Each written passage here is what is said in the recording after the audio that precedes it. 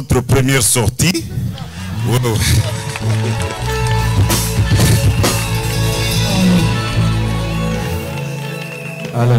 On nous a annoncé comme étant la chorale des hommes adultes. Mais moi, depuis que nous étions en train de nous préparer, j'avais dénommé cette chorale la chorale du pasteur. Oh, peut-être vous pouvez me demander pourquoi j'ai dénommé la chorale du pasteur. Si j'ai dénommé cette chorale la chorale du pasteur, parce que le Seigneur a mis son esprit dans son serviteur, notre berger, le docteur Pascal Noëge, notre pasteur. Il a tellement insisté que les hommes adultes, vous devez chanter. Vous devez travailler, vous devez chanter.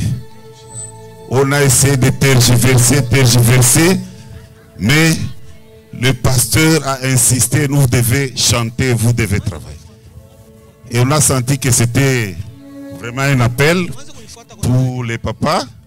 Et c'est comme ça que notre chorale a démarré. C'est pourquoi je l'ai dénommé la chorale du pasteur. Bon, nous avons préparé quelques chansons, mais ce sont des chansons communes que nous chantons régulièrement. Nous allons commencer par un premier cantique. Et si on a une autre occasion, on ira à au deuxième cantique. Et nous allons chanter dans Nyimbo za Wokovu le cantique 179. Le cantique 179. Avant peut-être que nous puissions chanter, ce cantique, c'est une interpellation pour tout un chacun de nous. Ça nous rappelle que nous, tout ce que nous faisons sur cette terre des hommes, tout ce que nous sommes en train de vivre, un jour ça s'arrêtera. Un jour ça va se stopper. Nos réjouissances, nos investissements, nos constructions, tout ce que nous faisons dans notre vie commune, dans notre vie de tous les jours, un jour ça s'arrêtera. Et quand ça s'arrêtera, tout le monde passera au jugement. Et au jugement, le Seigneur triera le blé délivré. Et le cantique nous demande si vous serez le blé ou vous serez livré. Or, le cantique nous dit le sort délivré, c'est le feu. Donc, le feu livré sera destiné au feu. Appellation pour tout un chacun de nous, qu'on puisse organiser notre vie pour que nous ne soyons pas ce jour-là livrés, que nous soyons contre le blé. Amen.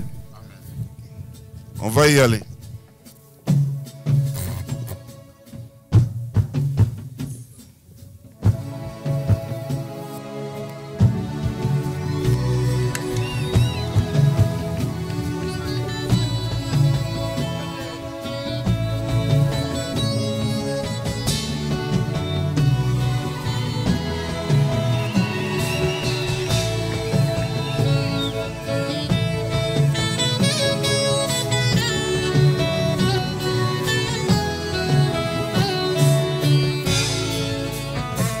Siku moja mavuno yataisha kabisa, baada ya hayo hukumu. Jua litazimika siku hiyo ya mwisho, na utasikia injili. Siku moja mavuno yataisha kabisa, baada ya hayo hukumu. Jua litazimika siku hiyo ya mwisho, na utasikia injili. Hata kusanya ngano kwa furaha ghalani, bali makati yote yatatupwa motoni, rafiki utakuwa wapi? Bali makapi yote yatatupwa motoni, rafiki utakuwa wapi?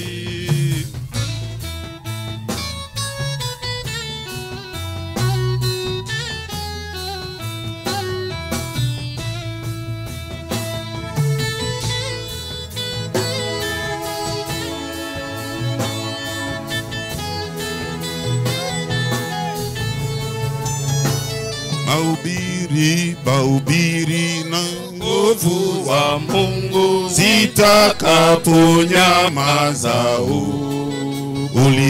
uliyelikataa neno zuri la Mungu, utakaa wapi milele? Atakusanya ngano kwa furaha ghalani, bali makapi yote yatatupwa motoni, rafiki utakuwa wapi? Bali makapi yote yatatupwa motoni, rafiki utakuwa wapi? Mahubiri na nyimbo za wokovu wa Mungu zitakaponyamaza, uliyelikataa neno zuri la Mungu, utakaa wapi milele? Atakusanya ngano kwa furaha ghalani,